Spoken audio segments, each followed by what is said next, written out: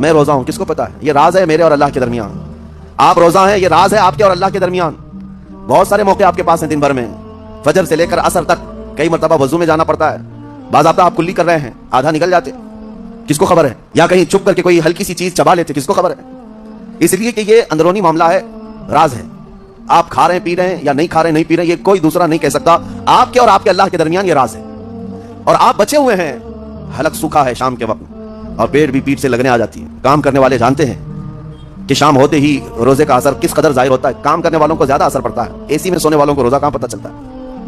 لیکن اس وقت بھی وہ نہ پانی کا ایک قطرہ حلق میں ڈالنا چاہتا ہے، نہ کوئی چیز چھپ کر کے چبانا چاہتا ہے. مجھے بتاؤ میرے عزیزو، کیوں اپنے آپ پر یہ زیادتی کر رہے ہو؟ آپ کو اندازہ ہوتا ہے یہ میں زیادتی نہیں کر رہا، نہ یہ اپنے آپ کو تکلیف میں ڈال رہا ہوں، یہ میرے رب کی رضا ہے، میں اسی پر قائم ہوں. اسی لیے فرمایا گیا کہ جب افطاری کا دسترخوان بچھتا ہے اور پہلے ہی آ کر کے لوگ بیٹھتے ہیں، اور یہ سنت بھی ہے، ایسے نہیں کہ بھاگتے بھاگتے آپ آئے، وقت ہوا کھجور لی اور کھا گئے.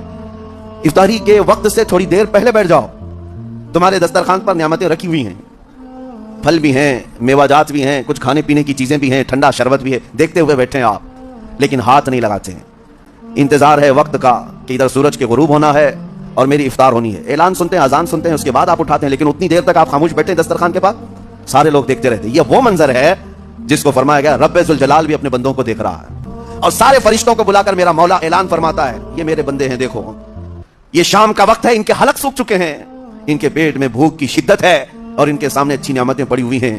اے فرشتوں دیکھو، میرے ان بندوں میں سے کوئی بھی نعمتوں کو ہاتھ نہیں لگاتا، یہ صرف اور صرف میرے لیے بھوکے اور پیاسے ہیں. اور فرشتوں سے اللہ فرماتا ہے تم گواہ ہو جاؤ، ان کی حلق تر ہونے سے پہلے ان کے لیے میں نے جنت لکھ دیا.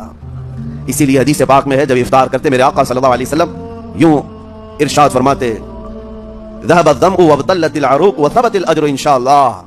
پیاس بجھ گئی، رگیں ٹھنڈی ہو گئی اور اجر اللہ کے ہاں پکا ہو گیا. یہ حضور پاک ہر افطار میں عرض کرتے تھے. میں آپ کو یہ عرض کر رہا ہوں کہ یہ چھپی ہوئی چیز، اسی کا نام تقویٰ ہے. آپ صرف اور صرف بچے ہیں اللہ کے خوف سے. اب سنو حدیث پاک، قیامت کے دن حساب و کتاب ہوگا اور جنت میں جانے کا پروانہ کچھ لوگوں کو مل جائے گا اور سب جنت کی طرف جا رہے ہوں گے. اس میں بہت سارے لوگ ہیں جو پل صراط پر چل کر کے جنت پہنچیں گے. اب جب کافی لوگ جنت کے دروازے پر پہنچیں گے، ایک جماعت ایسی ہوگی جنت جانے کے راستے میں کہیں نظر نہیں آئی، لیکن جنت کے دروازے پر وہ پہلے سے موجود تھے.